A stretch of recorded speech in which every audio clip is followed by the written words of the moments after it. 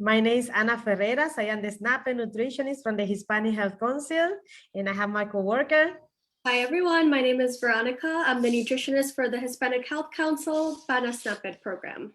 Yes. So welcome back to Eating Smart, Being Active. Okay. And today we are going to celebrate. This is our last segment from this series. So in our last lesson, we learned how to reduce the amount of fat, sugar, and the salt that we eat. And also at the end, we set up some goals to decreasing the amount of sugar, the fat, and the salt. And also we set goals for keeping ourselves active. Yes. So can anyone please share with us how you reduce the amount of fat, sugar, or salt that you ate last week? And we also want to hear about your physical activity. Tell us if you were able to be physically active. How did that work out for you? Did you have any challenges, or what might you try different this week to make it work? Yes. For example, for me, I just what I do is to eating less fast food. This is one simple tips, that we can practice to reduce the amount of fat, sugar, and salt in our diet. So if anyone want to share with us, so please write it down in the chat. What is your experience decreasing the amount of fat, sugar, and salt? So we have talked about a lot of different things that we can do to eat healthier and to be more active. I hope that you found some of the recommendations that we learned really helpful. So congratulations on the changes that you have made and for completing the lessons, okay? So today we are going to celebrate all that we have learned together. And today, we are going to talk about mindful eating. Mindful eating is when we slow down and we are more aware of our senses of sight, smell, and taste while we prepare and eat food. So being mindful is a choice that we make. Mindful eating helps us to pay more attention to our food choices and our eating experiences. So mindful eating means that we choose food that are satisfying and nutritious. And also we are aware of how we choose the food based on our likes and dislikes. Yes, and mindful eating also means that we're paying attention to what we eat, including the taste and the texture of our food. And we're also paying attention to what our body is telling us.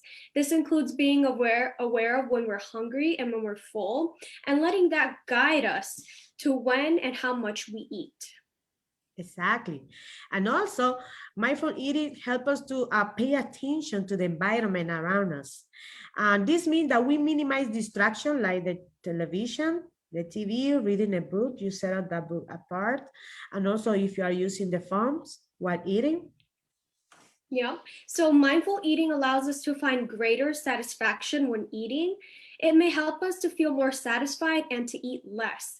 Research has shown that incorporating mindful eating as a part of our eating habits can help us lose and or maintain our weight. So we are going to take like a few minutes to practice the mindful eating steps. We are going to practice at the end of the lesson today, okay? So one of the steps, for example, you can choose when you're going to practice at home, you can choose any food that you like, a small piece of food. And for example, we are going to use some snack, easy to do for practicing the mindful eating steps. We're also going to look at the food and we're going to notice the color, the shape, and the size of the food. And also we are going to smell the food. Does that smell reminds you something? After we smell the food, we're going to put it in our mouth, but we're not going to chew it. We're going to notice how the food feels in our mouth. And also we are going to bite the food. You're going to chew it slowly multiple times before swallowing, okay? And you're going to notice how it feels and how it changes as you chew. Next, we're going to swallow the food, and we're going to notice anything you feel in your body as the food goes down into your stomach. And finally, we're going to be grateful for the food and the time to take time to think about everything that happened to bring the food to our home. The farmers, the transportation, the store. We're going to take time at the start of the meals to practice mindful bite. It will help you to be more mindful for the rest of the meal. Mhm. So in earlier lessons, we talked about what to feed our children. So today we're going to talk about how to feed children. All parents want to feed their kids healthy foods for meals and snacks, but children don't always want to eat those foods. Children need the same healthy foods adults do, they just need smaller amounts of the food. There is a way many families have found to make mealtimes pleasant and avoid food fights about food. It's called sharing food tasks. Parents are responsible for deciding what food is offered and when it is offered, and children are responsible for deciding how much food to eat and whether or not to eat. It's that simple and it works. Oh, yes. And also parents decide what food is offered. And also parents have to offer a great variety of healthy food and make sure there is something the child likes at each meal. The parents decide when the food is offered. Children, remember, they have small stomachs.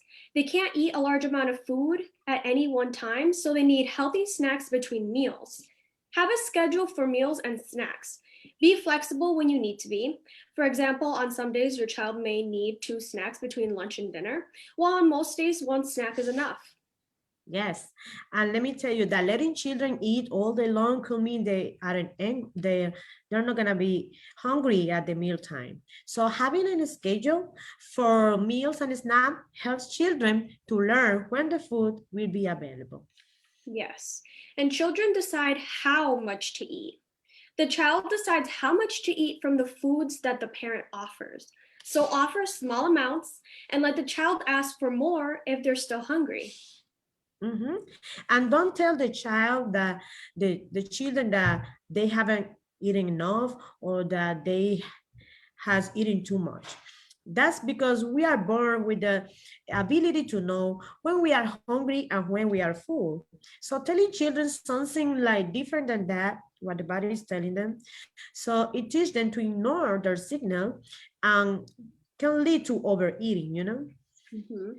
Children should be allowed to decide how much to eat. They also decide whether or not to eat.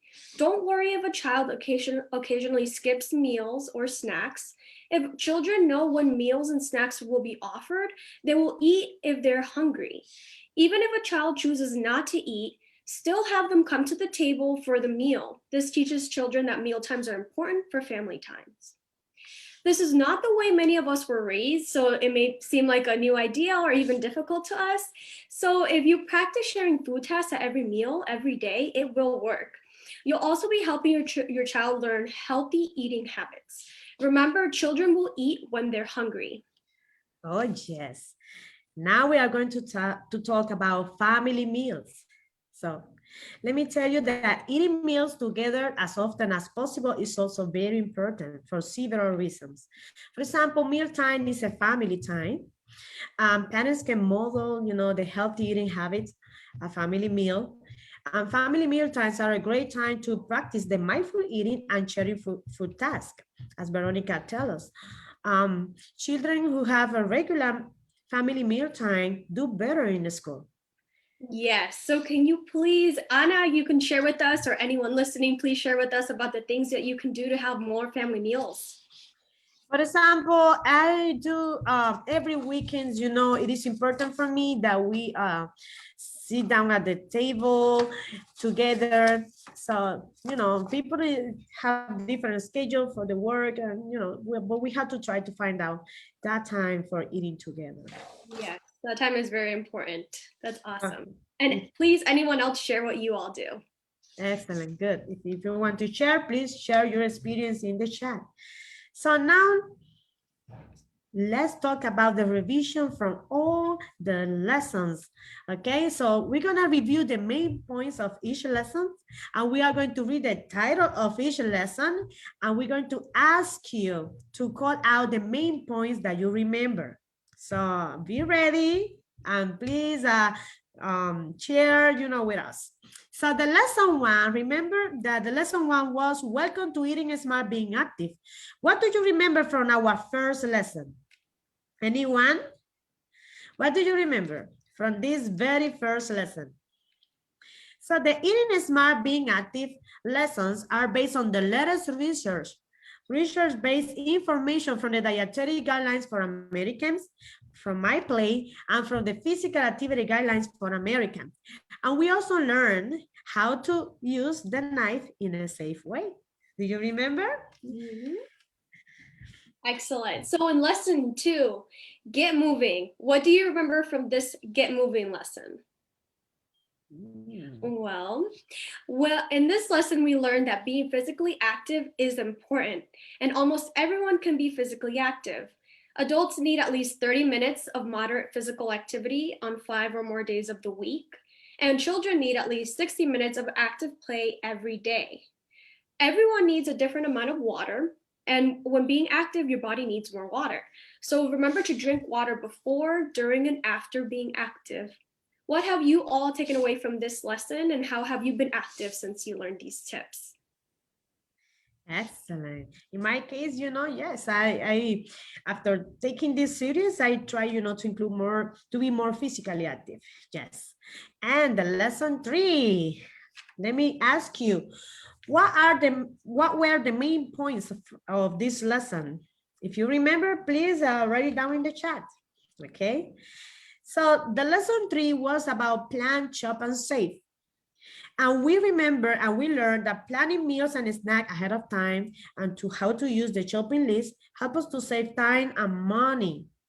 Planning meals help us also to stretch food dollars so food doesn't run out before the end of the month. Comparing also the prices for similar food to save money and use the unit pricing to decide which item to buy. So please share with us, everyone, what have you been doing to plan your meals and save money at the grocery store? Yes. So now lesson 4, the next lesson is fruits and veggies, half your plate. What do you all remember from this lesson? Well, these are the tips that we learned. It's important to eat fruits and vegetables every day. We should also eat more than one kind of fruit and one kind of vegetable every day. And we should limit the amount of fruit juice that children drink. So offer them whole fruit instead. How have you added more fruits and vegetables to your meals since this lesson? Excellent. Well, in my case, I, try to include it also as a snack. And today we are going to show up some snack, using vegetables. Excellent. Oh, Yesenia said that making a list before going grocery shopping, this helps us to save money and also use mobile apps for saving. Awesome, great tips. Yeah, thank you, Yesenia. Excellent. So the lesson 5, it was about whole grains. May have your grains whole. What do you remember about whole grains or about grains? Anyone? For example, we learned that when choosing bread, cereals, and other grains, we should make it at least half of the time whole grains. And also we learned how to read the nutrition fact label to identify food high in fiber. And also we learn about breakfast, which is very important for the whole family, especially for children. Does anyone have add new grains food, to your diet? Share with us if you have tried, new grains food.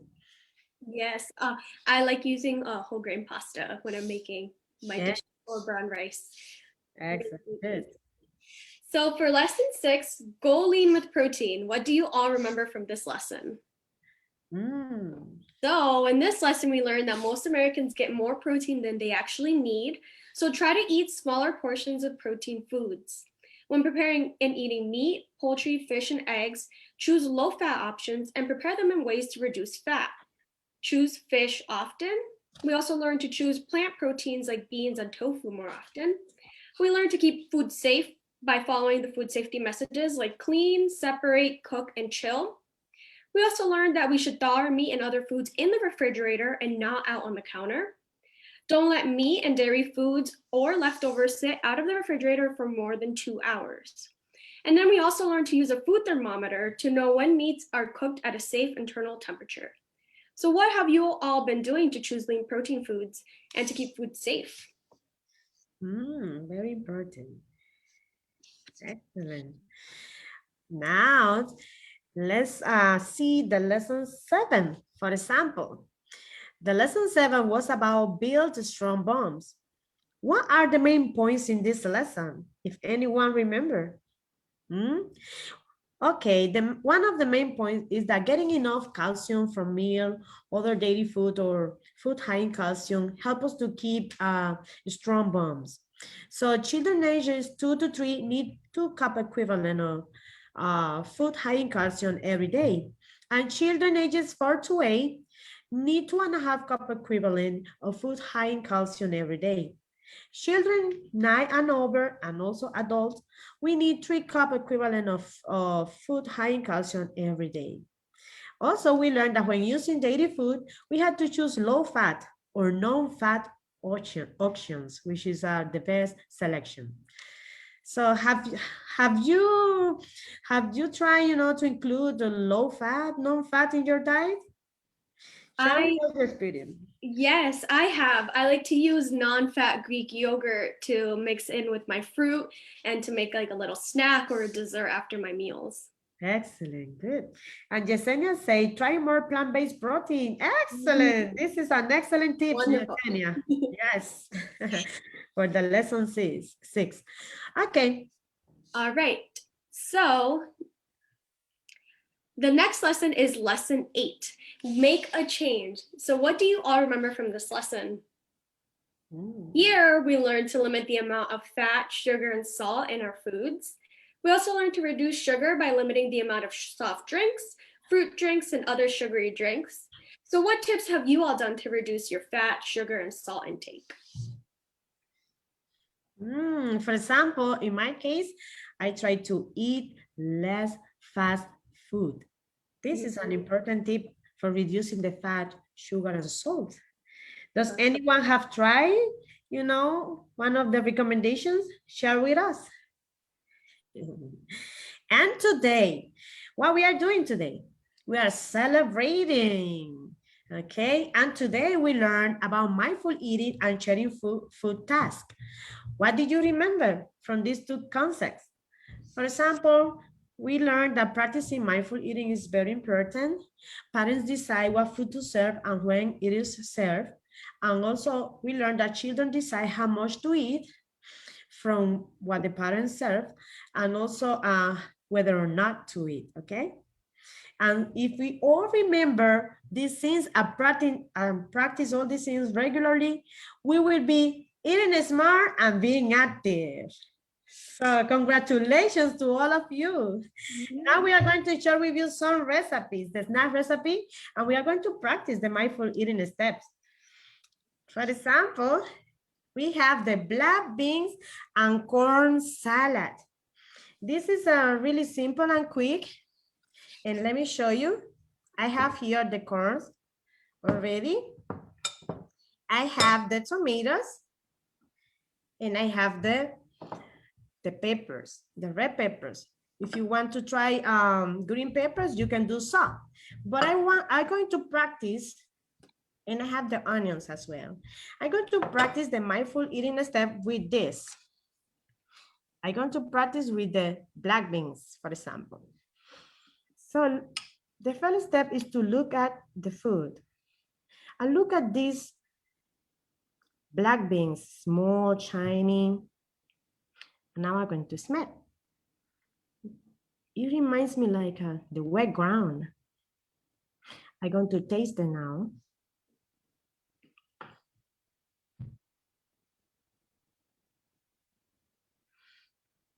I felt the starchy, smooth texture. And it also has like kind of a earthy taste. I imagine how farmers, took their time for chilling those black beans. And I am really grateful for having it at home. And now this recipe is simple. What you're going to do is to mix the black beans with the corn. As you can see here. And also we're going to add my peppers. I'm going to add my peppers. I'm going to add the onions.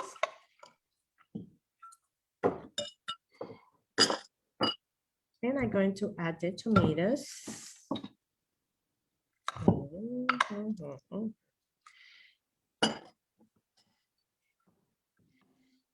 going to combine all the ingredients. And I have here my dressing with olive oil as well. And minced garlic. You can use apple cider vinegar, or you can use lemon juice, okay? And the olive oil and the pinch of salt. You can try this recipe with this. I have here some whole grain chips. So this is a way, you know, to include the whole grains also in your snack.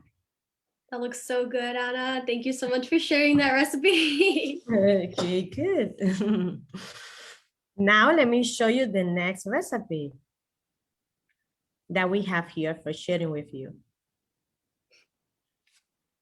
Okay, so I will be sharing the cucumber delight recipe with you all. So the recipe asks for 4 small cucumbers, a tablespoon of olive oil, 2 teaspoons of white vinegar, and then we're going to use a pinch of pepper and salt, and then we're going to mix it all together.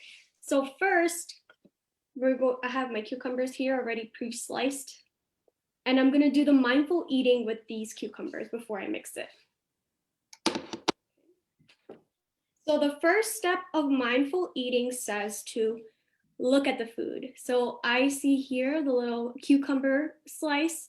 It has little bumps on it, and it's dark green, and it has a light center. The green reminds me of nature, the trees. It reminds me of being outside. So now I'm going to smell the food. And when I smell it, it reminds me of summertime. When I smell it, I think about drinking cucumber water during the summertime with some mint. It smells really refreshing. So now I'm gonna eat it and put it in my mouth.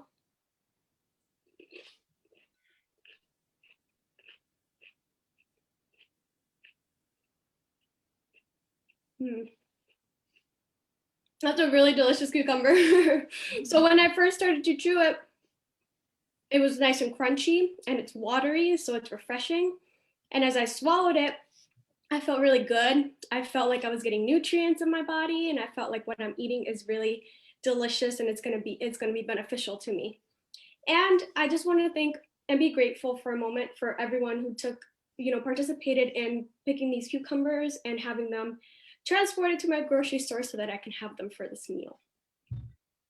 All right. Excellent. Now let's say congratulations. Congratulations to all of you that have stayed, since November that we started this series with us.